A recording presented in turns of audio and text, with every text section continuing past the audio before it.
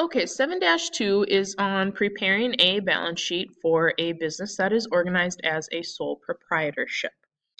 So if you remember, we did income statements yesterday. Today is our other financial statement called a balance sheet. And a balance sheet reports financial information on a date, specific date, which means there is no for the month ended.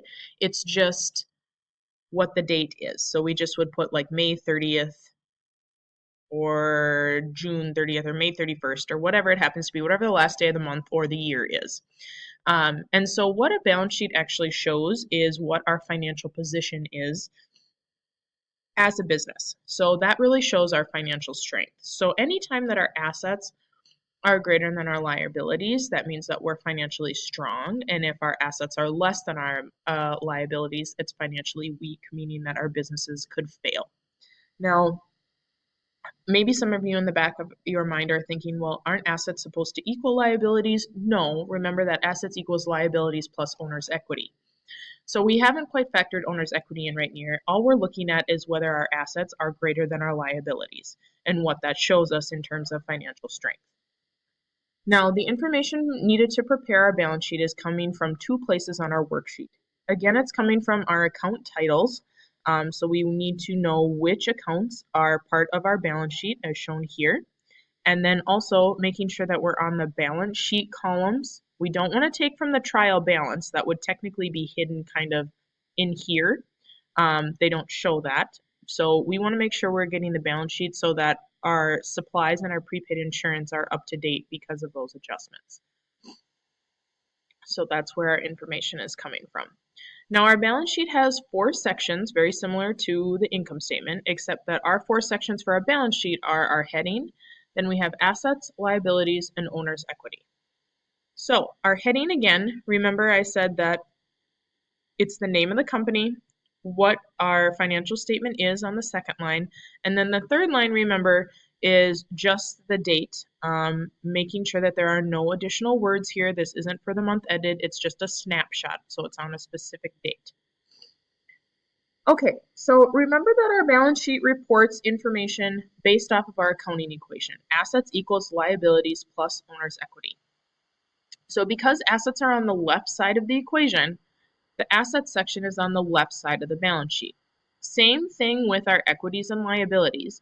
They're reported on the right side of the equation, so they're going to appear on the right side of the balance sheet. So assets are on the left, liabilities and owner's equity are on the right. So this is an example of our balance sheet. We put assets, making sure that assets, this heading here, now remember, Applia is going to fill this all in for you, but when you do your workbook, you're going to have to put this together by yourself. So assets is the heading, it gets centered in between this column, and then we list all of our assets along with their amounts here. Then we do the same thing for our liabilities. We put our heading here centered in the middle. We list our liabilities that we have, and then we also list the amounts. Now notice that under liabilities, we do a total, and we do a single line here to indicate that we are going to total those liabilities. Then we also need to add what's called our current capital. Now this is very important, and a lot of you are going to probably screw this up, so it's important that you pay attention here.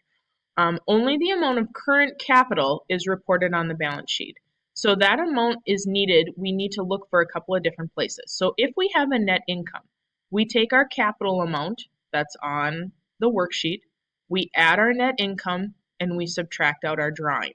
That's our current capital. If for some reason we have a net loss, we take our capital amount minus our net loss minus our drawing, and that gives us our current capital. This is very important. If you don't do this, your assets are not going to equal your liabilities and owner's equity, and you'll be confused as to why things don't equal. This is why. You didn't use your current capital amount. So this is what I'm talking about, is that owner's equity is given here, and it's the current capital. This is the amount plus net income minus drawing. And you can see that when we use this, that means that our total assets are going to equal our total liabilities and stockholders' equity. Or owner's equity, excuse me. And if you don't, then we're going to have an issue. So you have to make sure that you use your current capital. Also notice that once you have your totals and you equal, that they are double ruled because our debits do equal our credits. Now, if for some reason we wanted to report this in detail or Applia asks you or something else, this is essentially what we're doing. If we had looked at our worksheet, it says that we had $2,000 for a capital account.